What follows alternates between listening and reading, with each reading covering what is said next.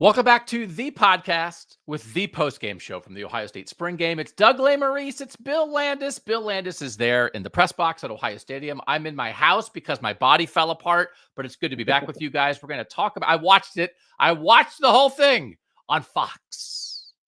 I got to tell you, we don't like to swear on this show. It's for kids, right?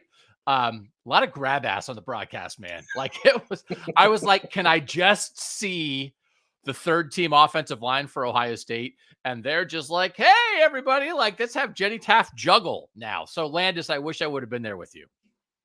Yeah, I had the stream playing on my computer as the game was happening, but I wasn't listening to it. But I saw enough comments of I just missed this play or I missed that play. It's I want to watch all the plays. That's what the spring game is for. It's not I don't it's great to see all the Buckeyes back. It's awesome that they're all here, but we all know them, we all love them, we know what they look like, we know what they sound like. Let's watch football. Yeah, it was strange because this is the first time this had happened, that it was a national Fox game. So they're playing to the national audience, and the national audience doesn't care who the third team left guard is for Ohio State.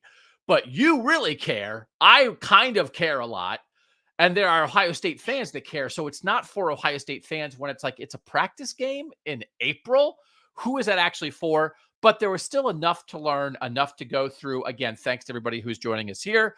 We'll be talking about this a lot more in the next couple months because this is our last chance to look at anything. But there's a couple big things we need to hit, and we'll start with the quarterback situation. And that is Devin Brown versus Will Howard with a little dose of Julian Sand and Lincoln Kienholz and Aaron Nolan sprinkled in there. Two things I think can be true at the same time, and see if you agree with this, Bill. One truth is the Ohio State defense is excellent. And that obviously factors into how quarterbacks and the offense looks in a situation like this. The other is if either Dwayne Haskins or Joe Burrow were in this quarterback battle the way they were in the 2018 spring game 6 years ago for Ohio State, we'd be like, that's it. It's over. Lock it up. Everybody else can transfer.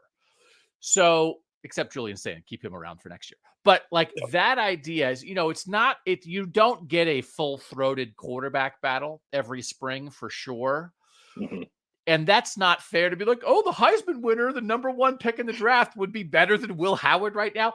But that was a time when we had a full-throated, this is what a spring quarterback battle looks like. And 6 years later, it wasn't quite that on Saturday, was it? No, it wasn't that. But also, I don't know that Ohio State necessarily embraced the opportunity for it to be that either. Will Howard threw 13 passes. Devin Brown threw 7. Neither of them played in the second half.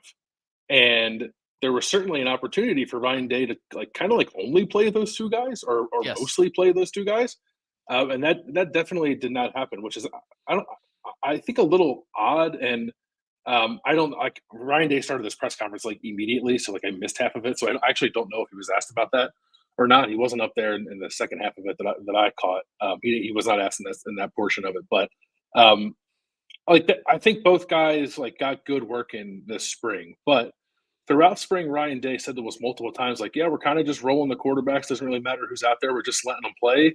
And I kind of thought it was BS, but it also happened every time we were out there. And then it happened in the spring game too. Yeah. So it's did you have a competition, or are you just making sure everyone feels good / uncertain about where this is going in an effort to make sure that everyone's here come fall camp, which I kind of think is what they were doing. They played for the tie. They want a tie. Yeah. It's what's your decision? It's there is no decision. We can't make a decision. It's well, you could have made a decision if you had decided to make a decision. If you had chosen to have a competition, maybe you could make a decision. They don't want a decision. Do you think it's tied right now? Do you think Devin Brown and Will Howard are tied with Julian Sand hiding in the bushes? Yeah. Nice. Yeah, that's how I would describe it, I think. You would describe it as Julian Sand hiding in the bushes? I'm glad we're on the same page here. Yeah, I will say, there was an opportunity today, too, for, Julian Sand to come out and be huh, this is the guy. And, it was fine. He looked like a freshman, I think. But, which is not the end of the world. But, no, I don't know. I don't really know how you could feel any other way then this is tied coming out of spring ball, like mostly because like Ohio State has set it up that way. Yeah. A lot of check down talk on the broadcast. A lot of Brady, Mhm. Joel Klatt, check down jokes. So I guess it makes sense, like from a portal standpoint, like nobody's going to leave, or Devin Brown's not going to be like, "That's it, I'm out of here," because it's like Right. talking about you're out of here. You haven't even taken your best shot yet. They did. There were some good questions in the news conference with Ryan Day, Jim Knowles, and Chip Kelly about like what are you going to tell them? What do they need to know? And Ryan Day and Chip Kelly both said, well, like we're going to tell them kind of where they stand, but also nobody is going to name a starter. It seems like certainly not publicly, but not privately either. What did you gather from how you think Ryan Day and Chip Kelly are going to talk to these guys about this in the next week? Yeah, I don't think they're going to tell either Will Howard or Devin Brown this guy is ahead, right? And it feels somewhat similar to me about the conversation that happened with Dwayne Haskins and Joe Burrow, where like I don't, or I guess the situation's the same, but I think the discussion points will be different. Like I think in that situation, they did tell Joe Burrow like Dwayne's ahead. Like we're not naming him the starter, but Dwayne's ahead. Yes. I don't think that'll happen here. I think they'll probably say like we like both of you guys. We think you put in good work this spring. We can see either one of you being the starting quarterback here. We want to take this into the summer and see how it goes. So it'll be maybe more detailed than that, I think. But I think they're going to try to do everything in their power to make sure that Will Howard and Devin Brown both think they have a shot to win this job in camp. I think the conversation could be different with like Lincoln Keenholz and Julian Sain and Aaron Oland. Like, maybe Lincoln needs to know a little more definitively whether or not either of those two freshmen are viewed as ahead of him. And like I know Lincoln didn't have the best game today, but I think throughout spring he's had moments too where the staff has been really pleased with the progress that he's making. But that's like a separate conversation I think to have with the quarterbacks. But the top two guys in the room, Will Howard and Devin Brown, like I think they're going to try to massage it as best they can to keep them both here. So it was funny. It was such a different broadcast. And I don't know that we'll get into it a ton today. Like, did you think it was like a fun spring game? Like, did you have a good time? Was there a lot of, I mean, there's 80,000 people there. They announced as the attendance, 80,000 plus. What did you think of the vibes? They got better as the game went on. I think it was slow, right? The offense ended up not scoring a touchdown until pretty late in the second quarter, I believe. But I also think too that I think this was a crowd and a fan base that understands how good this defense is and Yeah. is going to be. So they're like not necessarily on edge or put on edge by the fact that the offense like wasn't humming out of the gate in the spring game. So I thought it was a decent vibe, like really good crowd, like good energy going into it. I think people just like excited to be here on a nice day. And then it picked up energy wise later in the game when the second and third stringers were out there and the team started moving the ball a little better. One of our guys, Jim, who's been like a long time listener, I saw on Twitter, he was like, "Oh, last year Doug told me to go to the spring game and it sucked. My kids Yeah. wanted to leave." And I was like, "What?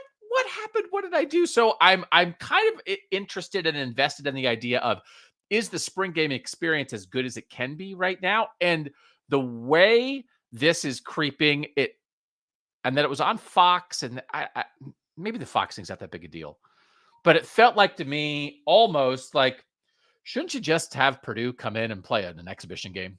Like Yeah. that. How close are we to that? That Purdue played its spring game, and and again, most schools don't draw that many people. Ohio State does, Nebraska does, a few do, a lot get a smattering, and so it's like it wouldn't. You could have your fans come in for another open practice, and then let Minnesota. Minnesota didn't play a spring game this year. Let Minnesota come scrimmage Ohio State in Ohio Stadium. Wouldn't everybody think that's fun? Like, or have it be more of a carnival. Urban did a good job making it a carnival. Let's have people race each other. Let's have Kerry Combs race Braxton Miller. Who doesn't love that? But it's clearly not that. But I wonder if they could creep more toward a real exhibition kind of thing where you play a lot of 2s and 3s, which is what the NFL does in exhibition games. But I'm just worried that as a proponent of the spring game, I'm worried it's not everything it could be at Ohio State. Yeah, I'm with you. I would like to see the scrimmage thing. Maybe not against another Big Ten team. That's probably a hard sell. But like, I don't know, can't like Akron come here, Miami, Ohio come here, and I think maybe Nick Saban has talked about this in the past. Like have like Alabama play UAB and have Auburn play like South Alabama or something, and you can certainly do a similar thing in Ohio with all the Division I programs that are in this state. It's a question of roster size. I think like Ohio State had a pretty robust roster situation this spring. Last spring they did it. Last spring they had like 30 scholarship defensive players. So like that fluctuates probably a little too much for something like that to ever really take shape. But I do think that is a way to like save the spring game, is to make it more of like an NFL preseason kind of game against another opponent. But I as someone who has thought the last couple of years of Ohio State spring games have been like a little flat, like this wasn't fireworks, but I thought this was a little better and had a little more juice in the building. Okay, so back to the football. Do you think the Devin Brown Will Howard tie is, hey, two good quarterbacks are tied, hey, Ohio State can win with either of them? Or do you think the Will Howard Devin Brown tie is like, nobody seized it, I don't know? I think I'm probably more the former. Okay. I'm not super concerned about it, only because like I still think like Will Howard's going to be the starter because Ryan Day keeps talking about Will Howard's experience. Like skill set wise, I think he and Devin Brown are like kind of similar. Devin might have a stronger arm. Will might be a little more, or a little better with like the intermediate short stuff, a little more consistent there. They're kind of different in that way, but like it's not like one guy is worlds better than the other. Like and like Will Howard, I've said this before, like it wasn't like Ohio State went out and brought a top 10 quarterback in college football into its program this year. They brought in a guy who's like pretty steady and very experienced and has won a handful of big games. And I don't think he'll be rattled by anything. And ultimately, I think that steadiness is going to win him the job. But I don't know if that's the kind of thing either. Like if that's the best attribute of Will Howard, the thing that's ultimately going to win him the job, I don't know if that shows in 15 spring practices. I think it has a points and will continue over the summer and then will in camp. And that's why he'll ultimately win the job. But I don't know that I entered spring thinking that there was going to be like a tremendous gap between him and the rest of the quarterback room by the end of it. So one of the better things today was like they were really talking to Ryan Day a lot during the game. And on one of the things was I guess the first touchdown, right, was Devin Brown to a walk-on receiver off an RPO, right? And they were asking, like, they said, like, they kind of were talking to Ryan Day, and he's like, hey, the key here is like, got to get it out quick and that kind of thing. And Brown threw the touchdown pass, and they said, did he get it out quick enough? And Ryan Day said, no. And like, wasn't joking. Right. And there were a couple things where he was talking a lot during the course of the game about, you got to get the ball out. You got to get the ball out. He was super mad when Lincoln Kienholz took that sack. I guess it was late in the first half that made a longer field goal. He was like yelling at him. He was like, you can't do that. You got to know the situation. But generally, just with everything, he wants a quick read and the ball out. So knowing that's how he was focused on that during the game. Quarterbacks get the ball out. Post game, Chip Kelly gets asked about Julian Sayin, and he talks about his processing and how quickly he processes as a true freshman. And if they're really interested in that, there's two things here that I want to talk about the quarterback situation. But that processing, bing, bang, boom, here we go, get it out. Do you think Julian Sayin is the best of the group at that? And how do you think that might factor into any of this? I mean, it's hard to say because we've not seen Julian Sayin play a college game, right? Like the Chip Kelly says it, I think is noteworthy, and I would probably be inclined to believe him, like based off watching Julian in high school. Like I thought the thing about Julian Sayin that stood out the most is just like his feel for things. And I feel like whenever Chip Kelly or Ryan Day in evaluating a quarterback says like this guy sees it well, that's like alarm bells in my head, which is like they think this guy's got it. But that doesn't necessarily mean that Julian Sayin has it like right now, can go beat Michigan tomorrow if they're playing, because I actually maybe think he's not quite equipped to do that yet. I think there's a lot of things that Julian Sayin needs to work on this summer. That if he does, I think could position him to actually play in the fall for sure. But I don't know that like I'm not coming out of spring thinking to myself like, Will Howard, Devin Brown better watch out because Julian Sayin is going to start against Akron. But yeah, they might want to watch out because if they're messing around in the middle of the season and Julian Sayin sitting there, like maybe that's when he can creep up on them and take that job. So they were leaning a lot into Urban's like view of things. I'm going to give you an Urban Meyer quiz later on, unless you caught it on the broadcast. Did you catch Urban's eight teams that can win the national title? Urban had a list. I'm going to make you try to guess the list. You can start processing that yourself. Okay. It's going to be 8. I started processing it when he first said it, and I was like beg the question here. He said, I think there are 8 teams that can take a swing this year. And I was starting to write them down. And then at the end of this show, the broadcast, they finally showed them. They also had like Urban's intangibles and tangibles that separate great teams from championship teams. And most of his tangibles were like great players at every position, great players at this position, and great players at this position. It's like, okay. I mean, he literally had like as separate things, defensive front 7, offensive line, and corners. And it's like, well, that's literally the whole team plus playmaker at quarterback and then talent. So it's just good players, 5 different ways to say good players. But he did have playmaker at QB as his number 2 thing. Yeah. That separates great from championship teams. There's like making the reads. They only threw it 7 times or 13 times today. What do you think of Will Howard and Devin Brown as potential playmakers at quarterback? And that's arm, legs, gumption, reading it, under pressure, third down conversions. What do you think of playmaker? I think it's interesting the way that Chip Kelly was like talking about the quarterback role. Like we're all kind of like fixated on quarterback role because Ryan Day's talked a lot about it. But then Chip Kelly said, like, we're not talking so much like calling zone read 15 times a game. It's a lot of scrambling stuff, like making defenses pay for not accounting for you, which is interesting to me because like that is not what Will Howard did at Kansas State. Like he was a productive runner. He was a productive runner, but it was like almost all designed. And Devin Brown, I think like his little bit of rushing production at Ohio State has been almost all designed. So it's not to say that I don't think either of those guys can be that kind of playmaker. I just don't know that I've seen a whole lot of evidence to support it at this moment. But like we saw it today, right? Like Devin Brown took off a few times. I think Will Howard might have took off once. I also think playmaking in Ryan Day's mind can mean like navigating a pocket and not necessarily running the ball. And I think Will Howard does do that actually pretty well. So like it is important. I think they have put more of a premium on it in putting together this quarterback room that maybe Ryan Day did certainly last year and even the last couple of years. Like CJ Stroud could do it, but like obviously that wasn't the thing that he did best and the thing that he was asked to do a whole lot until the Georgia game. But I think that I don't know, maybe it was like the poor offensive line play last year that like opened Ryan Day's eyes to like they need to emphasize that a little more. And I think it's just maybe more in Chip Kelly's DNA as well. To emphasize that a little more. So I think it's important if you're asking me like which of the 2 guys we think could be the starter is better at it. I don't know that I have a great feel for that.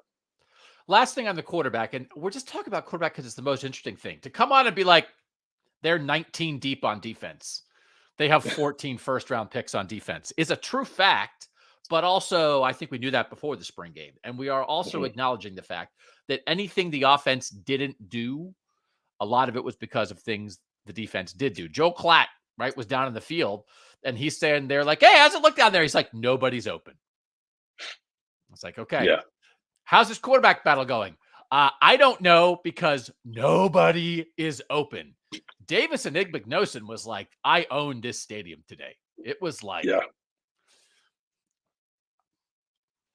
I think Davis and Igbinosun is going to be a first-round pick when he leaves here. Do you think that? Do you agree with that? That's funny.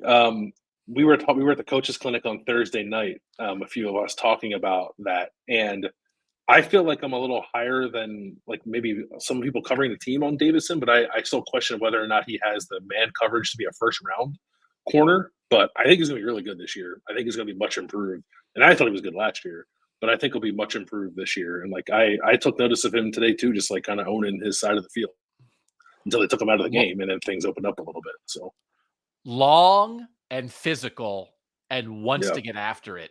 And then like that's the foundation. And then there's a lot to work with there. Again, maybe he'd be a guy that you have to play him in a certain system. And do you want him matched up on Tyreek Hill one-on-one in man coverage all the time? No, but he's like an octopus, man. Like he's good. Yep. Chip Kelly said afterward, and it's, we already have like some of the Chip Kelly shorthand. I was like, I've heard you say that before. He said the same thing today. I think he said the very first time he talked to us, which was most quarterback battles resolve themselves organically and authentically. And he said, usually it winds up being pretty obvious. And my response to that is, are you sure? I actually think that might be a lie. And I'm not sure it resolved itself organically and authentically last year at Ohio State. And I'm not sure it was obvious. And I'm not sure it's going to be organic, authentic, or obvious this year. I think it might be a freaking grind, and they're going to have to make a choice between two guys who are both capable but very tight, and neither of them are Heisman contenders. So I understand why he says it. I'm just not sure it's true. Yeah, no, I don't know that it's true either. Maybe it's true more often than not, but like it wasn't true for Chip Kelly last year when he was trying to figure out who UCLA's quarterback was going to be. He started 3 different quarterbacks. Ask Ethan Garbers how authentic and organic it was at UCLA last year. Yeah, I suppose if you in the regular season, if you organically / authentically take a loss, then maybe that's how that shakes itself out. But no, I don't know that I don't think it's going to be like 100% clear cut who this team's starting quarterback should be when it comes time to make the decision on who's taking the first snap against Akron. And it's just interesting because it's a team led by a quarterback guru that had the greatest quarterback play in the history of the program the moment Ryan Day got here, from Dwayne Haskins to Justin Fields to CJ Stroud. And now they are an absolute national championship team in almost every single way, except maybe quarterback, which is just fascinating. I certainly do not think this is not like panic mode, but it's certainly interesting mode. All right. I don't want to only talk about quarterbacks. What's my second note? My second note is, will Jeremiah Smith be the greatest freshman in Ohio State history? So these, you maybe didn't hear these. Most of the people who are watching this, I don't know that there's a ton of people who would be like, I'm not going to watch the spring game. I'm just hoping Bill and Doug do a live postgame show. I'll tune into that. They'll tell me what I need to know. But I wrote down, these are the comparisons that the Fox broadcast team made about Jeremiah Smith. Brady Quinn said, I live in Florida. I watched him play in high school. The guy he reminded me of was LeBron. Okay. That's one. Somebody reported, I'm not sure if this was on the Fox broadcast or the pregame show maybe, that James Laurinaitis told somebody that there will be no drop-off from Marvin Harrison Jr. to Jeremiah Smith. Okay. So we got, he's LeBron, and there's no drop-off from the best receiver in the country to a true freshman. Urban said he talked to Mark Pant. I felt like there were a lot of off-the-record conversations that the announcer was just like blabbing the whole time. It's like a coach is like, don't tell anybody this. And then Urban's like, here's what I learned. He said Mark Pantoni told him that Jeremiah Smith is the best first-year player he's ever seen. And he was hanging around at Florida for a long time with some national champion first-round draft pick kind of guys. And then Urban Meyer said that Mickey Marotti said, like, the only person that he can compare Jeremiah Smith to as a first-year player is Percy Harvin. And Percy Harvin is like, whenever Urban Meyer or anybody from his crew says Percy Harvin, the lights come down from the heavens, because that to them is the ultimate football player. Oh, Percy Harvin. So yeah. LeBron, Marvin Harrison Jr., Percy Harvin, and the best ever are the conversation about Jeremiah Smith. And then, frankly, it didn't do that much. But, and so I guess I should say this for another show. I think the 3 best true freshman seasons in Ohio State history are Orlando Pace at left tackle, starting from the first game on. He was the Big Ten Freshman of the Year. Andy Katzenmoyer had 85 tackles and 12 sacks as a true freshman and was a second-team All-American. And Maurice Clarett running for 1,237 yards. I think they're the 3 best true freshman seasons. You and I already had a conversation about whether Jeremiah Smith's going to break Ohio State's freshman receiver receiving record. But I felt like that was too little. If we're going to start comparing him to LeBron, will he be the greatest 18-year-old in the history of the human race? I don't know. We got to talk about the guy. What have you thought of him all spring? That nothing sounds hyperbolic if you watch him. Then all of that sound, you're like, no, LeBron, that's right. No, LeBron, yeah. I mean, it's just LeBron and Percy Harvin and Marvin Harrison Jr. Yeah, that's it. He made a catch at the practice we watched on Friday. And like, I know there was a video going around about it, but it was like from a weird angle. Like, it didn't do the catch justice. He went up over He went up over Denzel Burke in the end zone and like caught the ball with one hand. And I was standing on A deck watching it happen, and I did this. Like I couldn't, I put both hands on my head for anybody listening. Okay. Like I couldn't believe he made the catch. And like we see it happen all the time when we're in practice, and people talk about it all the time. They're putting out practice clips of things that we're not even at where he makes crazy catches, and they're just like they're doing nothing to tamper the excitement. So why would Mhm. I? Okay. So why like I'm not going to do it either. And I know like I the one thing I did see from the broadcast, like I didn't hear it. I saw someone, I think Kevin Harris, tweeted it. It said like Ryan Day said, if Jeremiah's 1-on-1, throw the ball, just throw the ball. Yes. And like that's Yes. the thing you're saying about a true freshman. So like whatever, throw the ball. I guess he's going to lead the team in receiving. Yeah. And they did. They tried to hit him a couple times in the red zone. It didn't work. Yeah.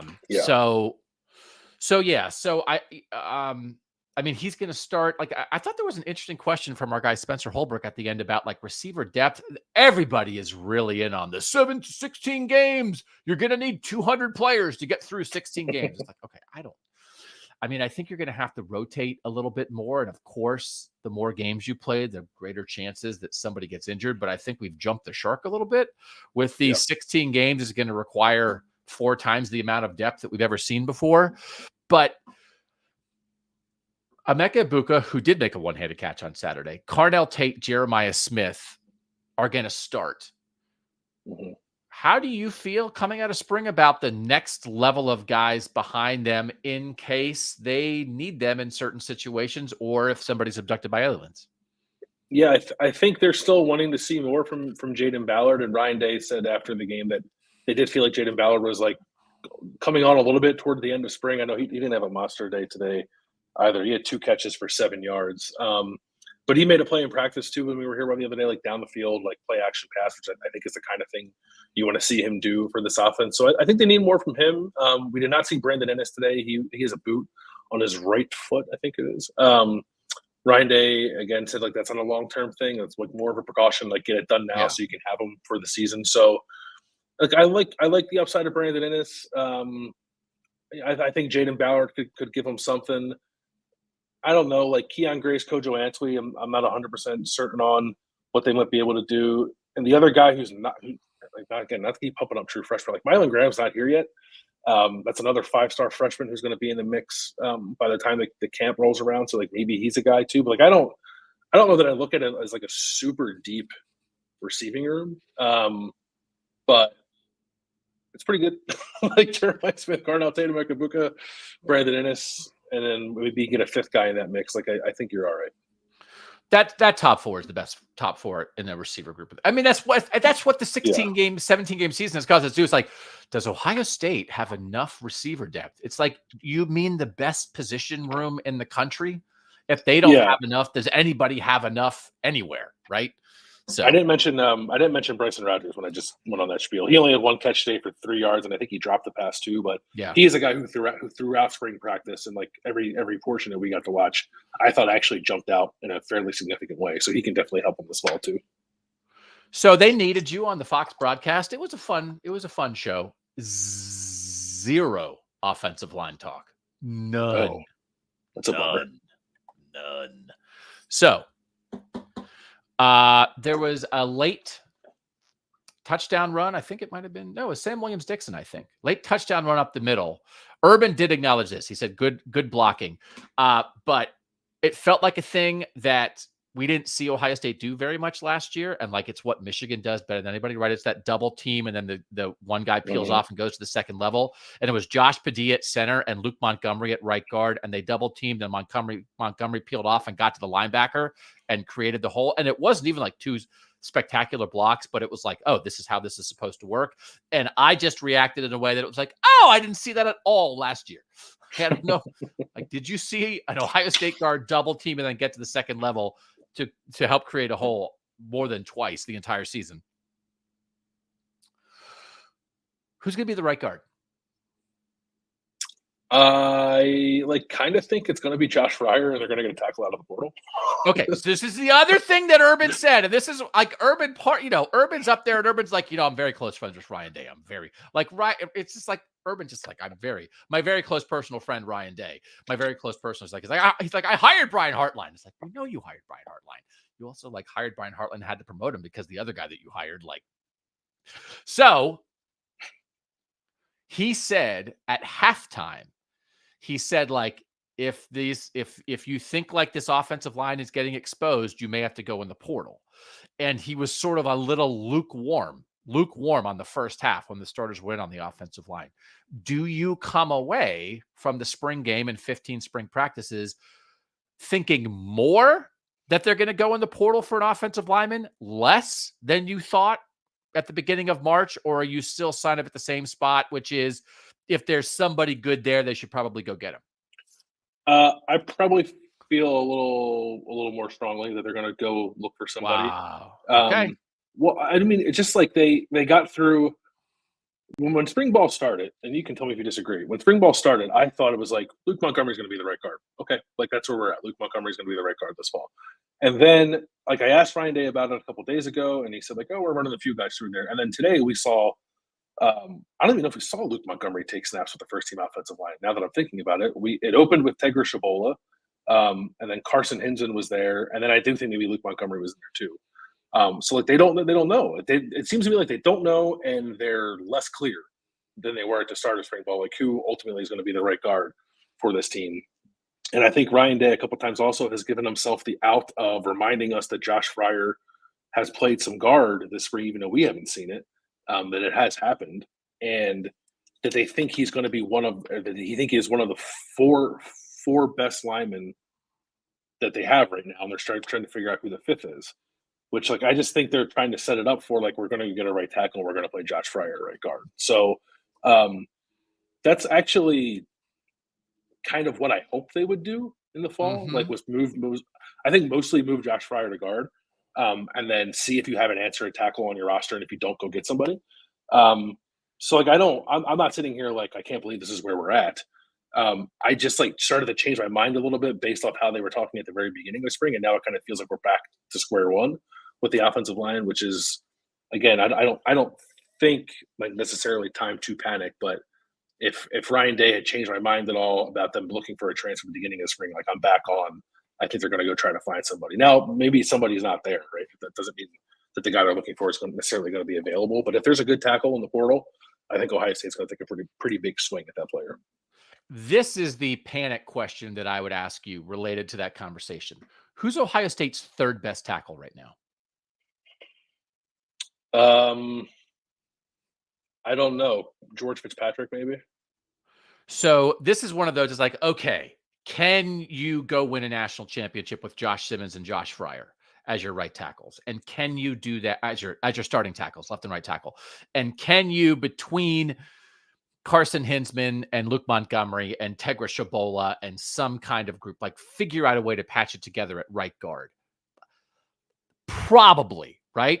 Mm-hmm. But I think you are like one in that scenario. I think you are potentially one injury away from possible disaster, especially at tackle. Yeah. And there was a play today.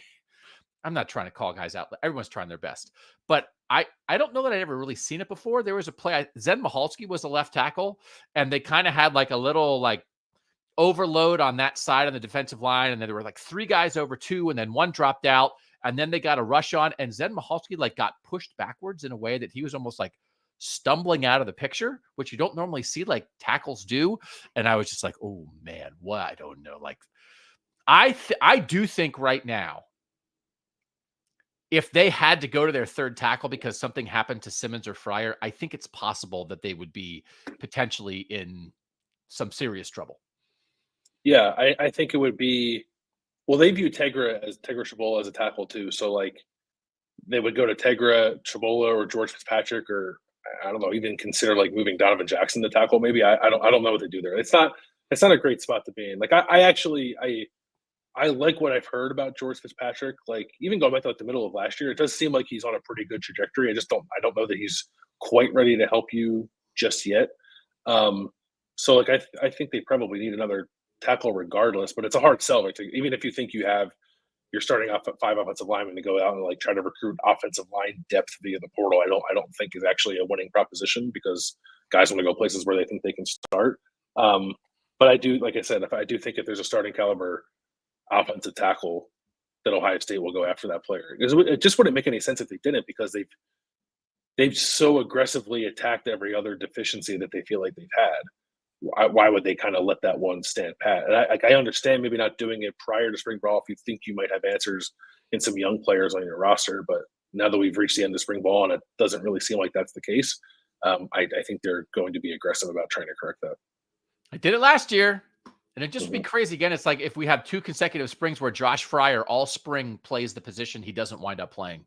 Because Yeah. last year he was a left tackle in spring, then they went and got Josh Simmons, and they make Josh Fryer the right tackle. Now he's the right tackle all spring, and then I might go get a tackle and make him a guard.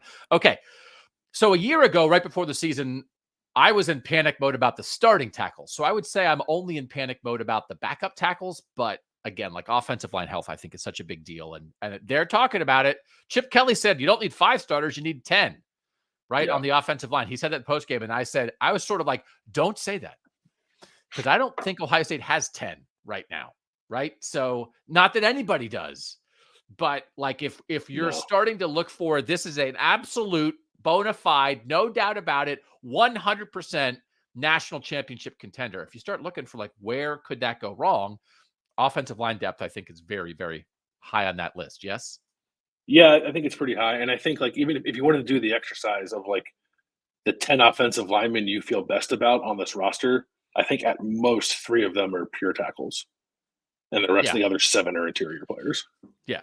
And like probably 3 of them are Tyleek Williams, Jack Sawyer, and JT Tuimoloau moving to offense. Moving over.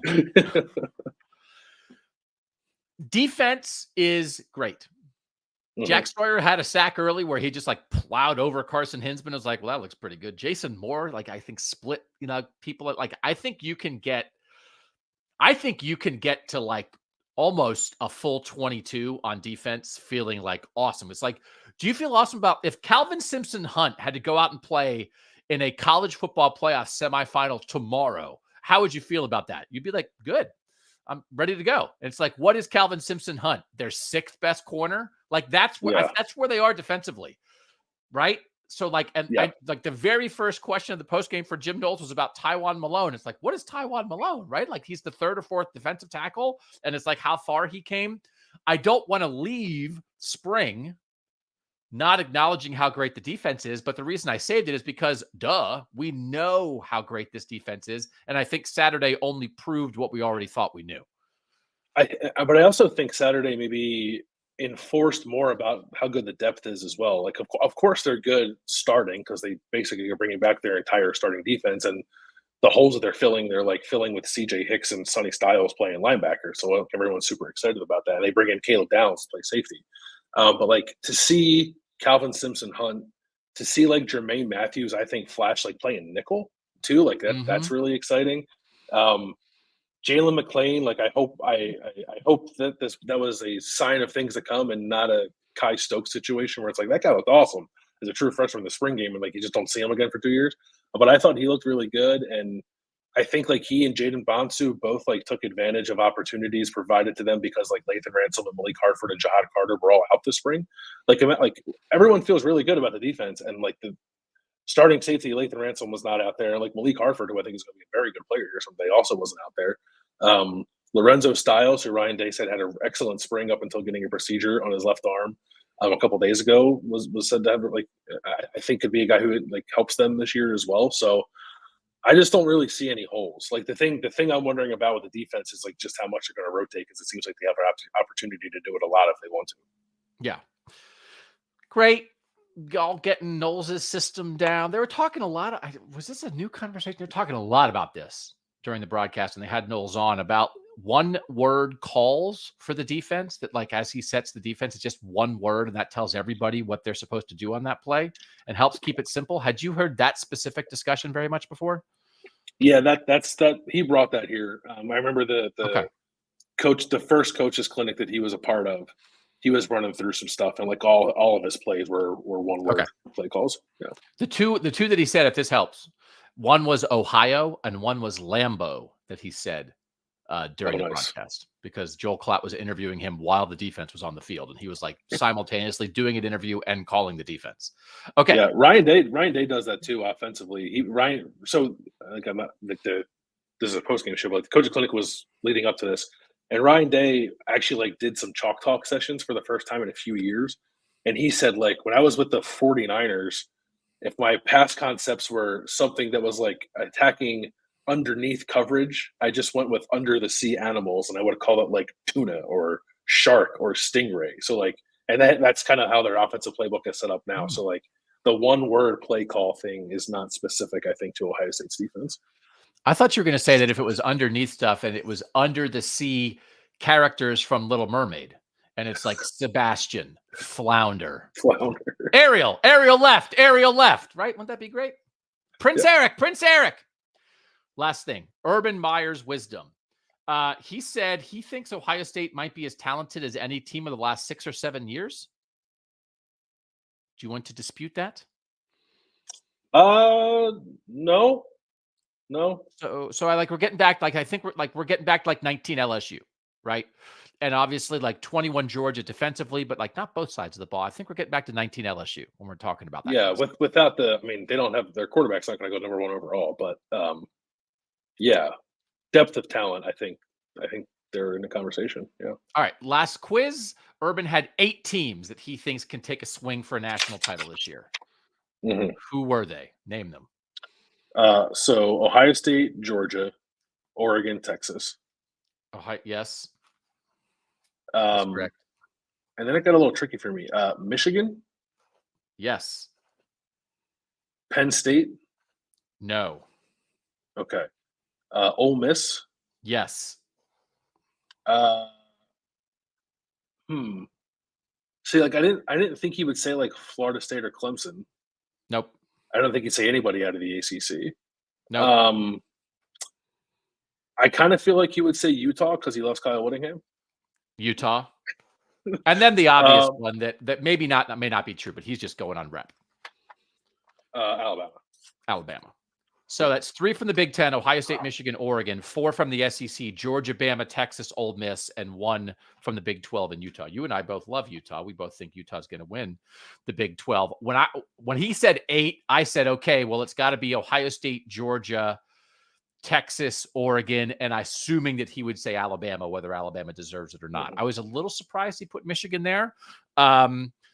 And Ole Miss, again, like I've gone back and forth on buying the transfer hype there or not buying the transfer hype. But I actually think like if that's your group of 8, I actually think there's a top tier within that 8, right? That probably is what we've been talking about, which is Georgia, Ohio State, Texas, Oregon, maybe. Yeah, I would separate those 4. Yeah. Yeah. Okay. Anything else to report live from the press box, live at the spring game? How everything's going? How everybody's feeling? Just the vibes there at Ohio Stadium.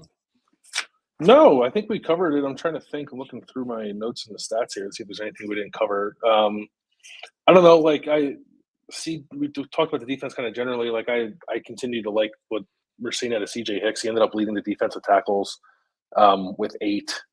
And I also like that we saw I think we saw a little bit of like CJ and Sonny together maybe too. So Okay. I find the linebacker room to be very interesting. I think it's incredibly deep and super athletic. Maybe it's as athletic as it's been in my time covering the team. And there have been, like, I saw Malik Harrison down on the field, like Baron Browning was down there. It was like a reminder of it. They've had some pretty freaking athletic guys come through that position group. But this one I think has the opportunity to be pretty special. And Ryan Day's talked about that a lot too, like just the length, the physicality, the range of that room. So my only question with them is like how many of them are actually going to play, because they've been pretty rigid with their linebacker reps. It's like kind of been 2, sometimes 3. Last year was like more 3. But I think like with Arvell Reese emerging and even like a Gabe Powers, they might have the opportunity to play 5 if they want to. So I'm kind of curious what that might look like come fall. But that was like the only position group I think that was even like remotely a question mark coming into the spring. And I kind of don't feel like it is one as we exit spring. Last thing, and again, you were texting this stuff out to our tech subscribers during the course of the game. With the looming transfer of Dallin Hayden, you know, that running back room, the top 2 guys are as good as any 1-2 punch in the country, but then you're down to walk-ons and true freshmen otherwise. But James Peoples, Sam Williams-Dixon, like showing some stuff today. How do you feel about the depth in the running back room after spring? I kind of feel like they should add one, only because you just get to true freshmen and walk-ons rather quickly if you don't. That said, like I like James Peoples a lot. I thought he was pretty impressive today. Sam Williams-Dixon had a nice game. They really like TC Caffey. Like Ryan Day was asked about that on Wednesday, and he said, "Look, we want to have 5, and we have 5," and he was including TC Caffey in that conversation. But this is the one situation, and also Ohio State's track record with getting running backs injured, where like I actually buy the we're playing 17 games, we're going to need a lot of guys stuff a little bit more. So if they can go get a more experienced, like semi-productive guy to throw into that room and maybe be your third running back, I'd feel a little bit better about where they're at. But I could see them standing pat too, because I really do think they like both the freshmen. All right. So thanks to everybody for joining us here on the Postgame Show.